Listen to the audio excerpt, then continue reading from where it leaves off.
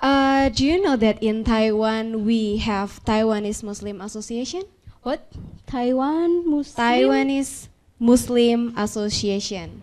Do you I know never it? heard about that before. How about the participant? Have you ever heard about the Taiwan Muslim Youth Association? Hello. I'm so sad. I'm so sad because there's no response. Is that any one of you know about Taiwan Muslim Youth Association From before? that side, From you that know? side? Oh, because you are the representation. Yes, From on this that side. No, no. No? No. Oh, that one, no. This? And this one? No. No, of course. Same with me. Yeah, same with us. Same with us. Me too, also. No, we are happy today because they come here to give the sharing and also introduction about the Taiwan Muslim Youth Association. So, we are happy to invite you, Brother Mudia, Our brother Chai Changmin, Sister Sophia, Sister Mai Yuhan, Sister Quibel. Sister Okay? Ma Jing. So, Okay, for the three of you. time and place is yours.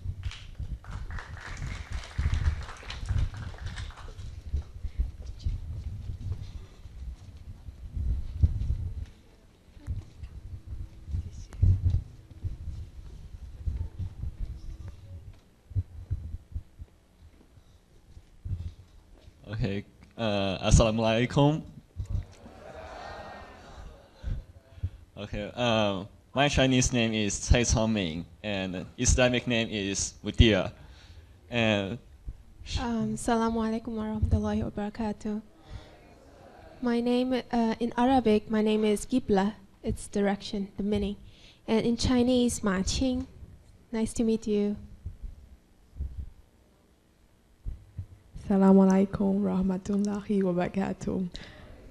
My name is Sophia, and my Chinese name is Ma Yuhan. I'm happy to see you today. okay, and I have to apologize for my poor English, but I will do my best to express myself. And first of all, I would like to thank Brother Hazik for inviting us, because as you see, not many of you know us, so it's a great opportunity for us to come here and introduce ourselves to you. And first of all, I will introduce Taiwan Muslim Youth Association. And this association was initially established around 20 years ago. And at that time, there were many Muslim youth around Taiwan. Unfortunately, they don't have an activity or event to gather around and to know each other. So the main responsibility of the association is to hold events or lectures so that the youth can gather and know each other and share their knowledge about Islam with each other.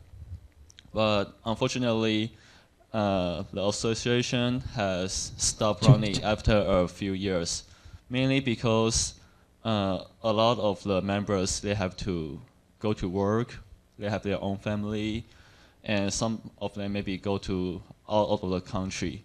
So no one take over the association. So the association, all the events are gone, no more.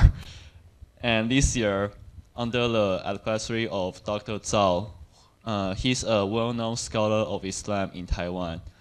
We have revived again. But the main problem now is that there are not many members in the association, probably less than 10. So we are eager to hold events to gather the youths again and to know them. And on the other hand, the youths can know each other. And as far as I know, till now we are only holding 1 or 2 events. One is at next week's weekend. We have a barbecue event and a lecture on the same day. So the youths can gather and to know us, and we can know them. And I hope that maybe in the near future we can hold bigger events for other youths around Taiwan. Because for now, the youths are mainly come from Taipei and Taoyuan. but actually there are other youths in Taichung, Kaohsiung, and Tainan as well. So we are doing our best to know them, and maybe in the summertime we will hold a summer camp so they can join.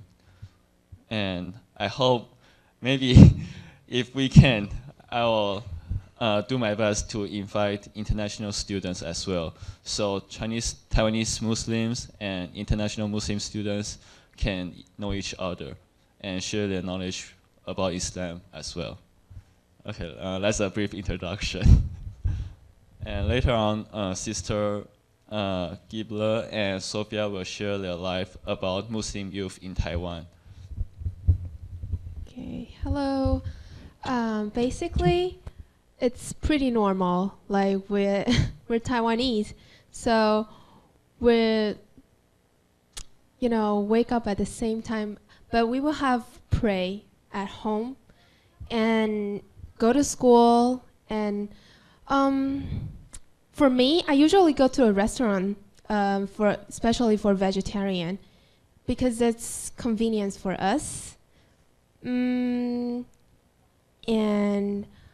sometimes we go out, we hang out with friends, and that's all. Like, I'm not doing very special for being as a Muslim. Like, of course I'm going to a mosque or do prayer, but not for special. Like, I don't. I mean that, like, we're being as a Muslim and Taiwanese, we're not scared of saying that we're Muslim, but we want to do more, and we want to let others know that what's Muslim, what we are doing, and what we represent it for. So that's it. Thank you.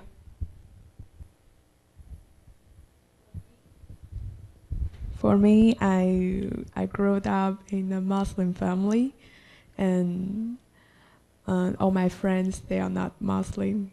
And as I growing up, I found I don't have supporting group around me, and it's hard because you don't have a identity, and the culture, Taiwanese culture, are different from you. But when I studied in France, when I go to mosque, I finally find because I found that when we pray, the details are all the same, and that's something I cannot found between me and Taiwanese people. And now I think the religion open a door for me, like we are a family, brothers and sisters. Okay, thank you. Please give big round of applause.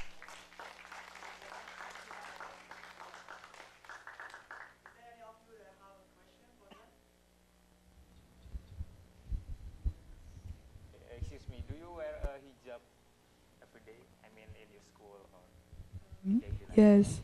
Alhamdulillah, I started this Ramadan, and when I walked in the street, and like Indonesia's sister will say salam to me, very kind, very welcoming. Thank you.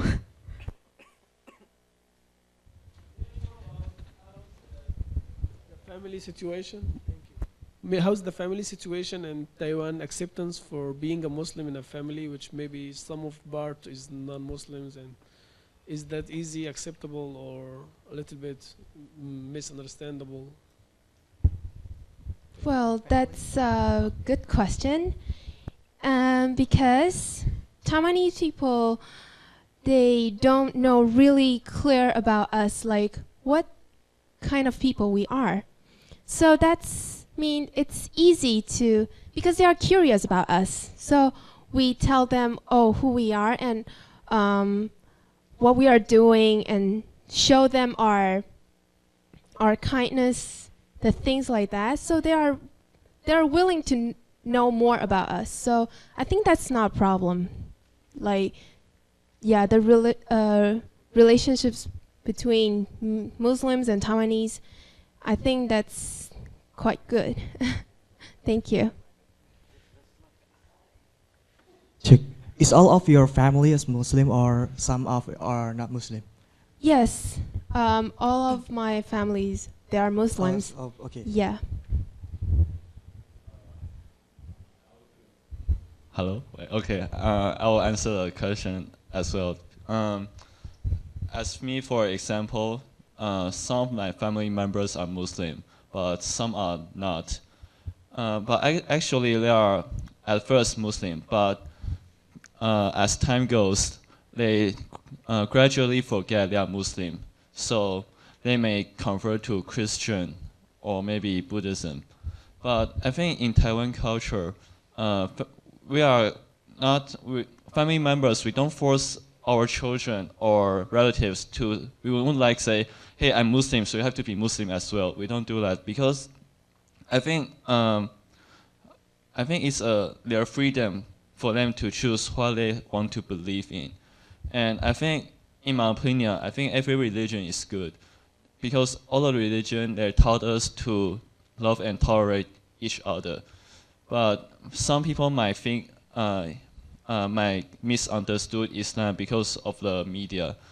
But I think that's the reason why it's important for us to teach Taiwanese people what Islam really is. Is there any other question? Okay, please.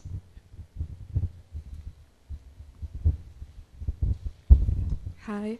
I wanted to know if it's difficult to practice the religion here in Taiwan, because personally I came from France, Paris, and it's really hard to be a Muslim there. Like sisters who wear the hijab are like sometimes they don't really. It's not acceptable for French people to accept Muslim ones. So I wanted to know if here it's difficult to practice the religion, or people here are more open-minded and interested in understand the religion.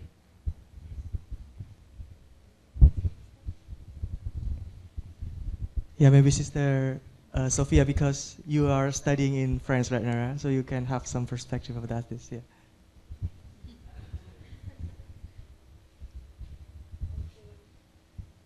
I think Taiwanese people are more tolerant, and they are very curious, and they don't racist. Of course, they will staring at us or doing the, but for us, like we get used to it. So as long as you get used to it, I think that's not a problem. And they don't have such a racism inside it. I think they're pretty polite. Like they will respect you. Like when I'm going to do salah, they will say, oh, go. And sometimes when the time comes, like they will say, hey, you should go to do your pray. Sometimes it happens. So it takes time. Like if you really want to do this, I think it's possible, and it's I cannot say it's easy to do this, because in our country, people don't know us really much, so you have to practice and take time and get used to it, and then things goes great. Thank you. Okay, thank you very much. Because welcome. of time, so we need to move to the next agenda. Thank you to Sophia, Qibla, and Mudia.